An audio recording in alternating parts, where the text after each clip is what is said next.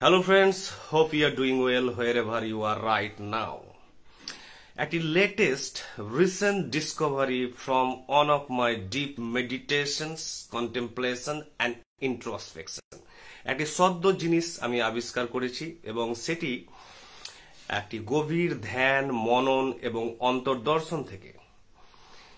ডিসকভারিটি হচ্ছে যে এই মহাবিশ্বে যা কিছু আছে অর্থাৎ সবই প্রাণ, সবই অর্গাজমস, সবই এই যে আমার শরীর বলতে মানুষ, আমি একজন এবং এইরকম মানুষ অসংখ্য আছেন।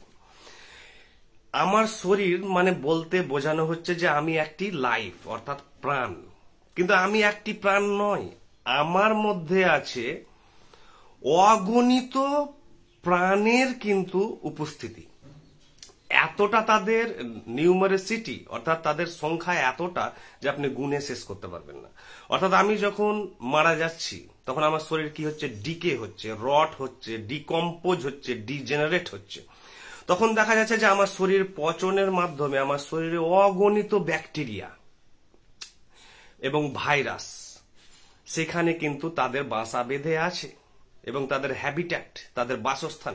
অর্থাৎ আমার শরীর যখন ডিকম্পোজ হচ্ছে, নষ্ট হয়ে যাচ্ছে, তখন সেই একই শরীর থেকে যেখানে একটি প্রাণ ছিল সেই শরীর থেকে অগণিত জীবাণু এবং জীব এবং প্রাণ কোথা থেকে এলো প্রাণ, এই প্রাণগুলো, এবং এই প্রাণগুলো আমার শরীরে এখনো আছে, আপনার শরীরেও আছে, প্রত্যেকটি মানুষের মধ্যে আছে পোটেনশিয়াল স্টেটে অর্থাৎ ডরম্যান্ট স্টেটে, সুপ্ত আকারে, অর্থাৎ তাদের ক্ষমতা যে ম্যানিফেস্ট হওয়ার অর্থাৎ প্রকাশ পাওয়ার বা ব্যক্ত হওয়ার সময় এখনো আসেনি। তারা ইনকিউবেশন পিরিয়ডে আছে। তারা ইনকিউবেশন পিরিয়ডে আছে বলতে বোঝানো হচ্ছে যে তারা এখন ফার্টিলাইজ হচ্ছে, তারা এখন তা খাচ্ছে। অর্থাৎ পাখি যেমন তার ডিমকে তা দেয়, হ্যাচ করে, তেমনি ইনকিউবেট হচ্ছে তারা। তা আমার শরীরে অগণিত প্রাণ, তেমনি প্রত্যেকটা প্রাণীর মধ্যে অগণিত প্রাণ আছে। আপনি যে কোনো কীট পতঙ্গর নাম বলুন, উদ্ভিদ, প্রাণী, পশু, পাখি থেকে শুরু করে প্রত্যেকের মধ্যে অগণিত প্রাণ।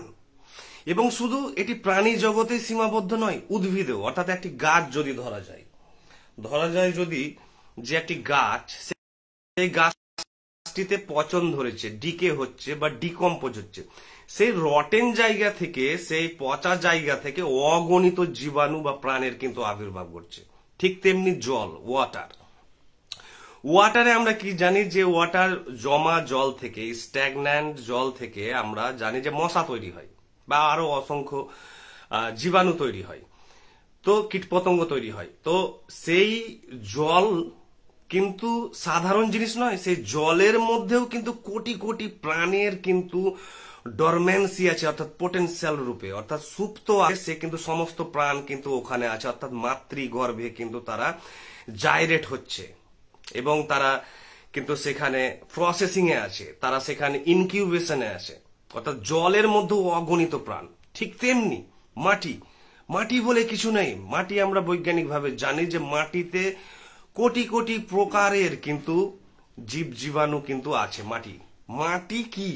মাটি বলে কিছু নেই। আপনি মাটি খুঁজুন, মাটি বলে কিছু নেই। কারণ প্রত্যেকটি অংশের মধ্যে, ফ্র্যাগমেন্টের মধ্যে, পার্টের মধ্যে কিন্তু আছে পোটেনশিয়াল। কিসের পোটেনশিয়াল? প্রাণের। অর্থাৎ মাটিতে কোটি কোটি জীব। তাই এই মাটি এতটা উর্বর, ফার্টাইল, কারণ এই মাটি হাজারো জিনিসের জন্ম দিতে পারে। এই মাটি আবার নিউট্রিশন, পুষ্টি, এবং এই মাটি বলুন, গাছ বলুন, উদ্ভিদ, কীটপতঙ্গ, মানুষ থেকে সবই প্রাণ। পদার্থের মধ্যেও কিন্তু প্রাণ আছে। তাই এখানে জড় পদার্থ বলে কিছু নেই। তাহলে এই মহাবিশ্বে আছে অগণিত প্রাণ। তাহলে এই মহাবিশ্ব কি? এই মহাবিশ্ব কিন্তু কোনো জড় পদার্থের জিনিস নয় বা ইনঅ্যাক্টিভ, নিষ্ক্রিয় জিনিস নয়। এই মহাবিশ্ব কিন্তু অতিকায় একটি দৈত্য বা দানবের মতো বডি, যে বডিতে আমরা নিজেরা এক একটি ব্যাকটেরিয়া, এক একটি জীবাণু তার শরীরে। অর্থাৎ মহাবিশ্বের নিজের শরীরে এর মধ্যে আমরা একটি এবং এই মহাবিশ্ব এই মহাবিশ্ব যদি নিজে প্রাণ হয় তাহলে সেই মহাবিশ্বও কোথা থেকে এসেছে? তাহলে যেখান থেকে এসেছে সেখানেও কিন্তু প্রাণের উৎস আছে, প্রাণ থেকে প্রাণেরই সৃষ্টি হয়। তাহলে এই মহাবিশ্ব কিন্তু নিজে একটি ব্যাকটেরিয়া, নিজে একটি জীবাণু, ও তার উৎসের শরীরে, অর্থাৎ যেখান থেকে সে উদ্ভূত হয়েছে। এইভাবে যদি আমরা কজ অ্যান্ড এফেক্টের মাধ্যমে, চেনের মাধ্যমে যাই, তাহলে আমরা একটা ইনফিনিট রিগ্রেস পাবো, অর্থাৎ চলে যাচ্ছে এই সিকোয়েন্স। এবং এই সিকোয়েন্স কোথায় গিয়ে থামছে? এই সিকোয়েন্স কোথাও থামছে না, এটি একটি সাইকেল।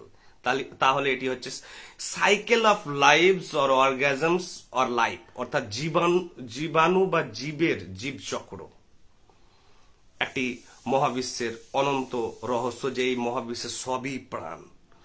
তাহলে এই প্রাণীদের উদ্দেশ্য কি? এই প্রাণীদের উদ্দেশ্য কেউ বলতে পারবে না, কারো ক্ষমতা নেই, না বিজ্ঞান, না ধর্ম, না আধ্যাত্মিকতা, না দর্শন। এত প্রাণ কেন? এবং সবই প্রাণ। আমি মারা যাচ্ছি কেন? কারণ আমি না মারা গেলে আমার শরীরে যে অগণিত জীবাণু বা প্রাণগুলো আছে তারা জন্মাবে কিভাবে, তারা জন্ম নিবে কিভাবে?